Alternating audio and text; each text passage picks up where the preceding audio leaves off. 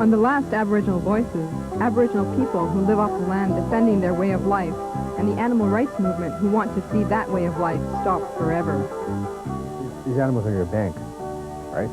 In the same way that we keep money in the bank, these animals are our bank for Indian people, right?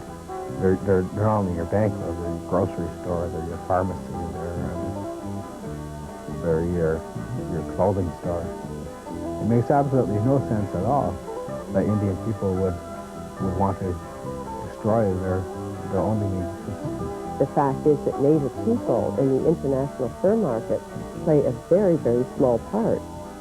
It's important to them, obviously, just as it is to the white trapper in Canada or the fur rancher in Europe. To each individual, it's important, but the native role is very, very small. It practically doesn't exist in the United States, which produces 5-6 times as many wild furs as we do. It doesn't exist in Europe, which is the center of the ranching fur industry. So we would not allow a small segment of people to excuse and justify the mass slaughter of wildlife for the fashion industry. Segu, I'm Dale Montour. On this week's show, we're visiting a community that is making sure the fur industry continues for generations. This is Medici in North Bay, Ontario, a dyeing and dressing plant for furs. It's a joint operation between the Nipissing Band and an Italian company. They started production on June 4th, 1991, and all things considered are doing extremely well. I wanted to know why the Nipissing Band would get involved in such a venture, given the animal rights movement and the current economic slump of the fur industry. So I spoke to Marvin Hare, the general manager of the plant, and Chief Phil Goulet of the Nipissing Band. Fur industry decline was contributed to an influx or overpopulation of mink in Europe. The mink, I don't know if you're aware, is a benchmark for all the furs.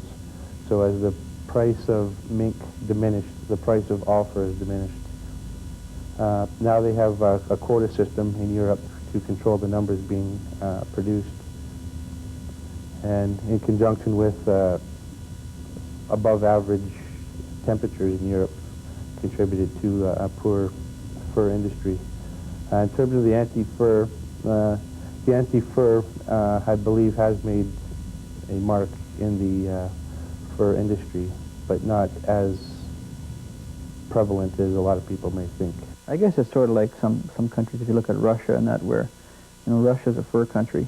This area is a fur country.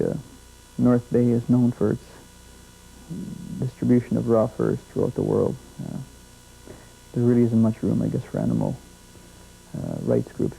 And I kind of suspect that a lot of those people that were carrying the banners at that time, now they're on to carrying some banner for something else.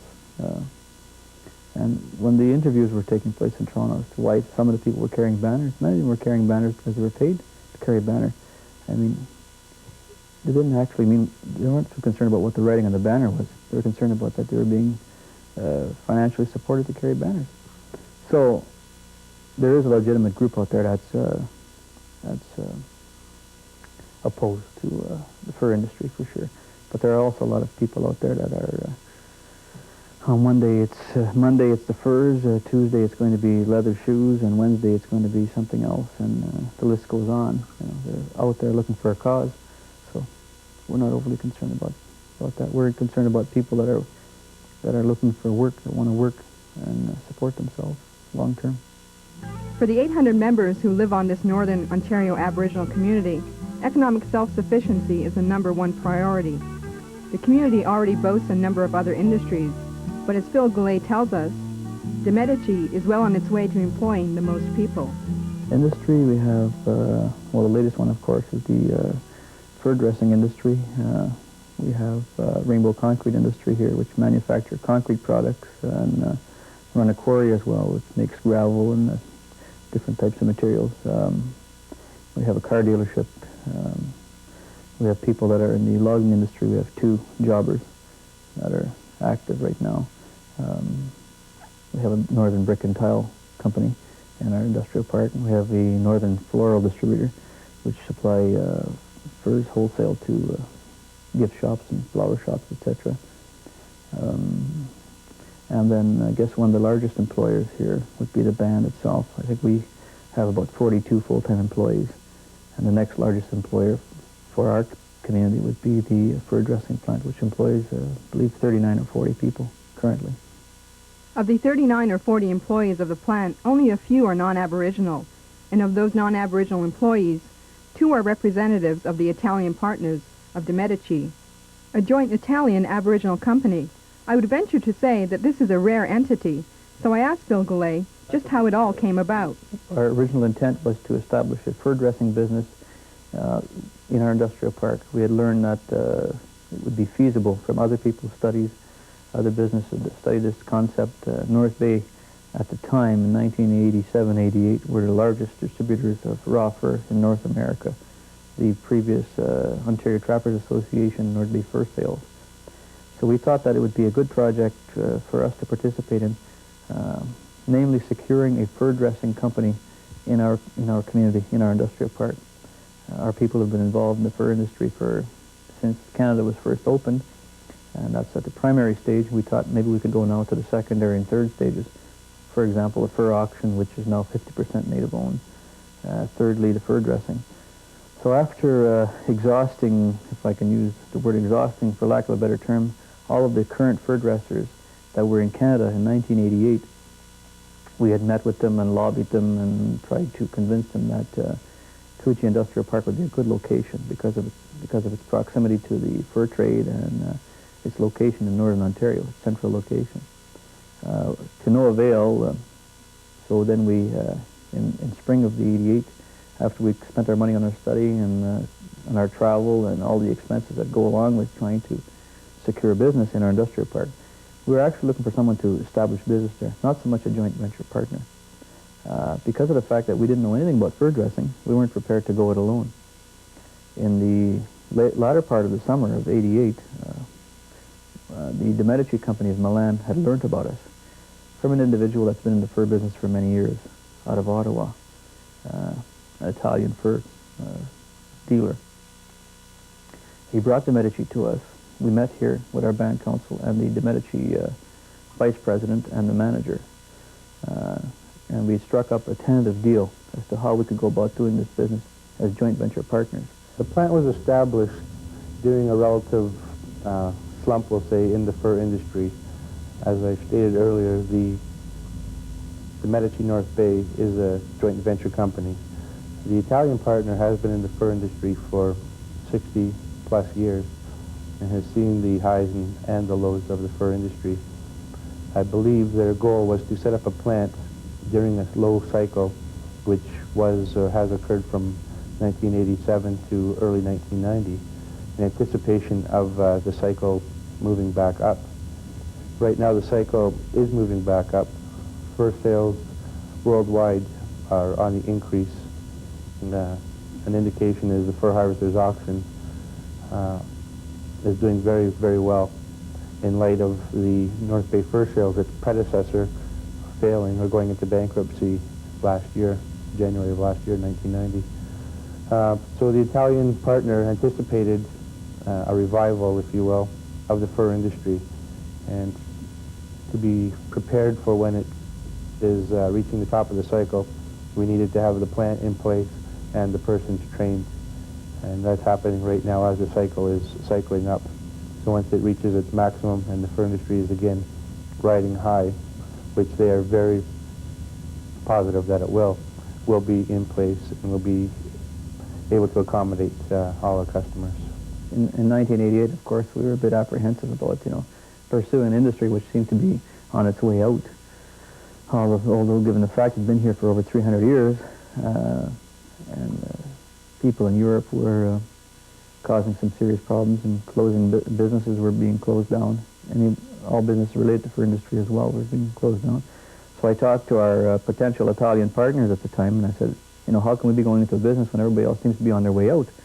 Do you think it's going to work? I mean, I know nothing of the fur dressing. I only know about the trapping aspect because many people here within our community were trappers, and I've had some experience of trapping. But that's the very primary part of it now. This is a much larger commitment. We're talking millions of dollars, a major plant, training people here in Italy. So while our students were in Italy training, I posed the question to our partner. I said, how do we know this thing's going to work? How do we know like we have to go back home to Canada and make it work? And he said, well, he says, our family's been in business now for over 60 years. The fur industry has been up and down ever since it started. He says, what most businesses do when things are down and quiet, he says, they quit. He says, what we've been doing, our philosophy is we purchase new equipment, and we train people with new technology, and we prepare ourselves for when it's busy. So when the busy season comes, and it will come, and always has, then we're going to be trained, and we're going to have the equipment to absorb the business, and we're going to survive by that. And while other businesses that have quit or have cut back and have discharged their employees, laid them off, we'll be trying to get those employees back, and of course they'll be working someplace else or doing other things in life. And we've maintained our employees. We're large enough to keep our people, so that we're good to them during the quiet times. We expect them to be good to us during the busy times as well, so then we can all profit. And their philosophy has done well for them, and it seems to be paying off again. Coming up, the inner workings of this fur dressing plant and the inner workings of a success story. Next on Aboriginal.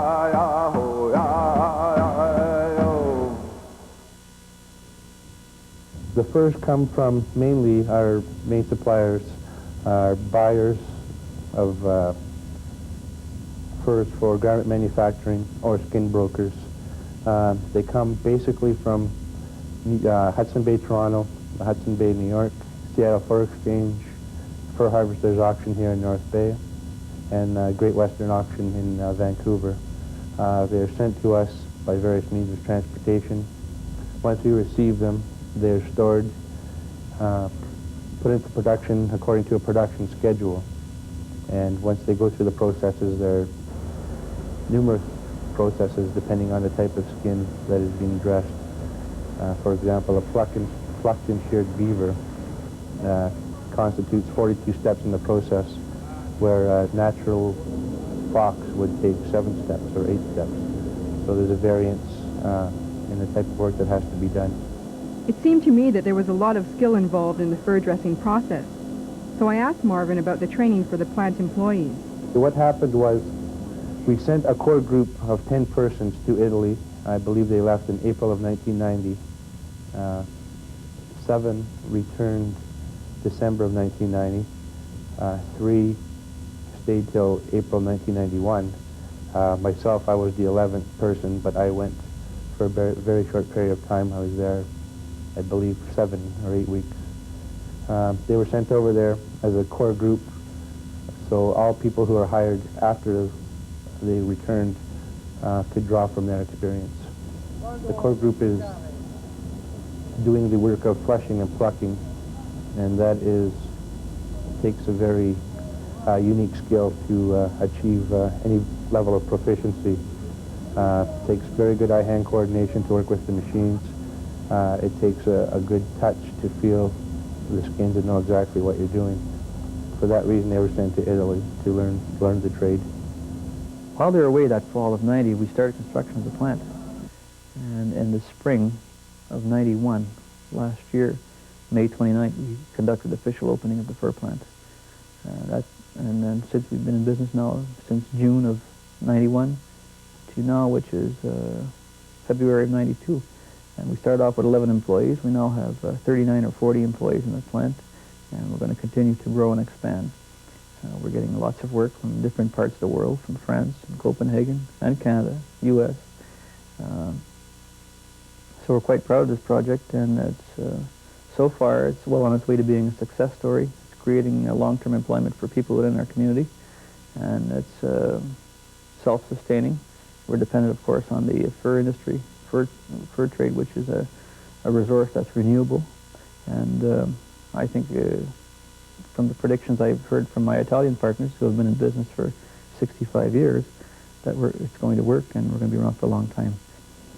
There was another motivator for the employees and people like Phil Goulet, and that was the prediction that the Medici wouldn't succeed. So we were motivated from many different directions, and we also had a lot of people that said it wouldn't work. So that sort of motivated us too, I guess. People said that, you know, industry's failing, it will be another Indian band problem, government money will be in there and they won't make it, you know. So I think that was a motivator. I think that just put more fuel in our fire and said, no, we're going to make it. This is something we're good at. We've learned that our people from our community adapted very quickly to handling furs with their hands, and that encouraged us. As a matter of fact, we're beyond, in terms of production, where we wanted to be. We're not where we want to be. We're up to quality level where we want to be. We're not up to production yet, but we're actually beyond what was predicted. The plant has not only meant employment for many band members, it has brought a very needed economic boost to the city of North Bay and the surrounding towns. Proving that economic self-sufficiency for Aboriginal communities will benefit non-Aboriginal communities as well. First of all, you know, if people have an income, then they can start making some serious plans, and they have start improving their quality homes, the home quality, quality of vehicle that they transport themselves around with, improving quality of life for their families, their children, etc., and improves their social life and social standard as well. Of course, other businesses in the area that where our people spend the money. I mean, the fact is we don't receive a dollar and keep it. We receive it and spend it. And so, in particular, the city of North Bay, the mayor of North Bay once said, when we opened up the fur plant, he was at the opening, he says, what's good for the Indian band is good for North Bay. And it's proven to be true. Every time the Indian band makes money, it's spent within the city of North Bay or the town of Sturgeon Falls. So we're good business for business people, and that's a positive spin-off impact for sure. The Medici has also helped bring some success to this Denny fashion designer. Next on Aboriginal Voices. When Darcy Moses decided to get into fashion, he was only 20 years old. He knew nothing of the trade, so he taught himself. 5 years later, he's an award-winning fashion designer with his line sold in places all over the world. More recently, Darcy has taken a new path as a designer by making the decision to plant a fur collection. The decision could have cost him his career, but instead, he says, it helped educate the public about Aboriginal culture and environmental values. It was mostly from, I guess you could say, a Native perspective. It wasn't a decision that was just jumped into. I had a few offers, and it wasn't until I spoke to some elders in the Northwest Territories, and I spoke with some chiefs on the West Coast about the issue, and it took me about a month to come to a decision on whether I really wanted to get involved, because on one hand I have my fashion industry friends who are saying, don't get involved in it, it'll kill you, right? And on the other hand I have my Native perspective saying, you know, go for it, you have a responsibility and blah blah, and you have something to give back to your people. So basically it was A, I like working with the medium of the fur fabric, with B, there's also an Aboriginal perspective behind it. A centerpiece of the new fur collection is the Tree of Life, a coat in dyed sheared beaver incorporating a stylized cedar tree. This is a sacred symbol of the Pacific Coast Indians, representing the life force of nature, animals, and people. And then there's this Darcy Moses cashmere coat, trimmed with fox and lined with muskrat, which features a striking Northwest Coast sun design, the symbol of life. This parka in natural blonde Western Canadian beaver sparkles with Indian beaded accents. Buttons are abalone and mother of pearl, typical of West Coast clothing and art. It was mostly to draw an awareness to the Native issues involved with the fur industry, and basically to give the public an idea of how the animal rights movement is hurting and affecting the communities in northern Canada, because we're looking at communities in northern Canada who have 85% unemployment, and we're looking at communities with alcoholism and drug abuse and high school dropout rates and all sorts of abuse for women and kids, and it's just basically a person in the city or a person, an animal rights person, can't just expect to say that fur is out and that Aboriginal people should be forced to change their lifestyle, because I think it's just an ignorance, a statement made out of complete ignorance without even knowing.